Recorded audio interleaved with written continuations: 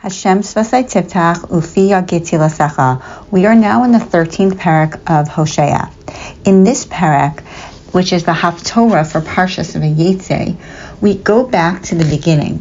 Kedaber Ephraim Reseis Nasahu B'Yisrael V'Yasim B'Baal V'Yamos.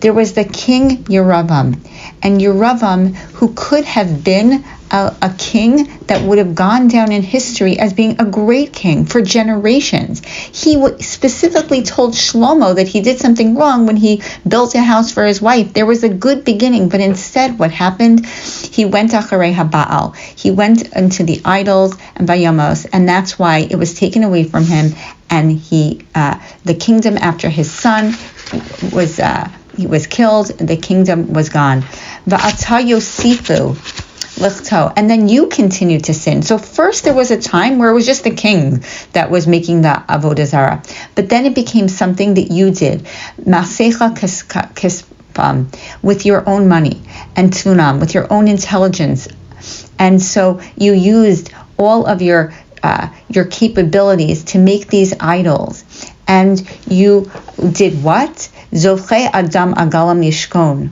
So this is a very harsh, interesting message that the sacrifice of man may kiss the calves. What does it mean, kiss the calves?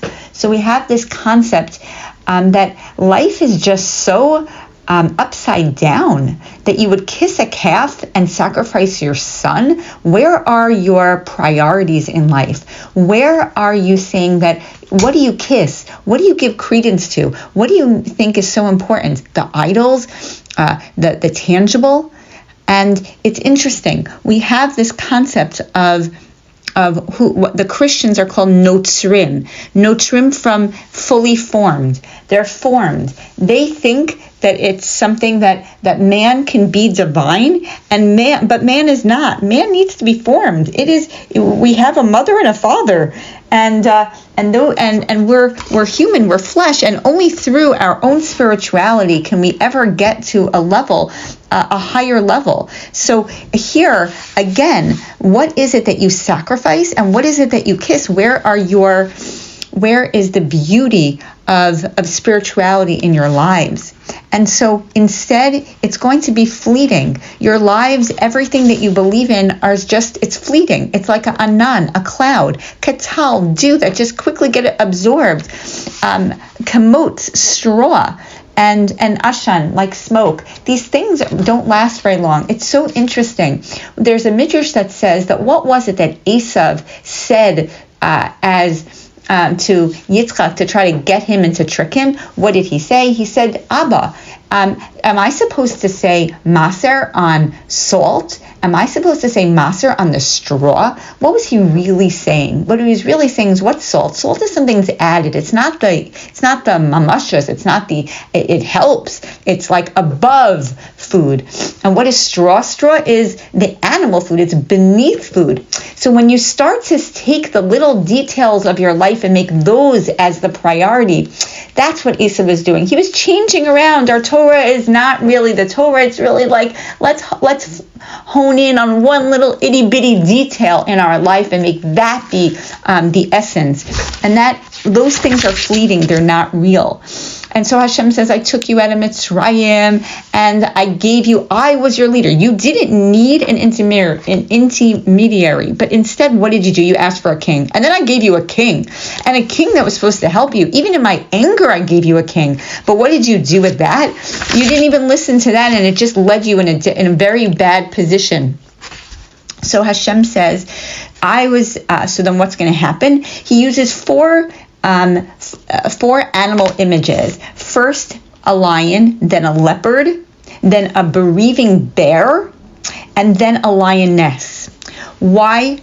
Each one of those, according to the Malbim, are different times of galus. Each one represents a different time that HaKadosh Baruch Hu, that we were hurt and taken into galus. We have that the lion is Ashur and Bavel, the leopard is Yavan, Greece. They're fast, they were brazen, and then the bear. So the bear is the Purim story, and ultimately we're in the lioness one of Rome. But a deeper concept is, why is it that the bear is the animal that is bereaved? So beautifully in nature, a bear puts in more effort into his cubs than other animals. First, it licks off when it's first born. It licks off this tremendous amount of goo that's on it to allow it to survive. But also during hibernation, it will starve for the sake of its animal, of its cub. And so HaKadosh Baruch Hu, that's what it is. It'll be a bereaving bear. I'm bereaving. I've done so much for you, and still you've destroyed yourself, says HaKadosh Baruch Hu. It's not me. I didn't do this to you. I have to do Hester Panim because you didn't do what you had to do. And the nation, as represented by Ephraim, you were in awe, you were amazing. Right now, they were in awe from you because of the Kedusha that you radiated. And now, what are you doing? You're baseless, you're nothing. And for that reason, you're not going to survive. And the pangs of a woman who gave birth, but Sarur Chavle Yolda Yavou, it's like the pangs of a woman who gives birth, who ben lo chacham, but the ben is either not going to survive, or it's lo chacham, is not smart. We have an understanding that there are 4 different points in a person's life. We have that are represented in the Seder. We have she'ino yodel l'shol, a kid who doesn't even know what to ask. Then a tam, that you give him very, a toddler, that you give him very discrete little pieces of information. What's that? And then a rasha, the teenage rebellious years where they're trying to find and forge their own identity, until finally the chacham, where you're an adult. You have good ideas. So here you never hit that good idea point, and that's because you're so involved with your own avodah zarah, your own ideas. And HaKadosh Baruch Hu says in this parak, it happened when your hubris was such, and you used your own money because you didn't realize where your money came from. You didn't realize that your success was really all from me. Otherwise, you wouldn't have been successful. There's no success to someone. Otherwise, it's fleeting. And so here, HaKadosh Baruch Hu says, Ephraim, again, there's going to be death and destruction because you took what you had and you didn't use it correctly, so now it's going to be taken away from you. And the marshes and all of that, what you have, is going to dry up. Now, it won't if Ben Achim Yafriya. If you are good and unite, then there will come a time that I will skip over you. And there were times in history where HaKadosh Baruch Hu, there was a reprieve from all the bad.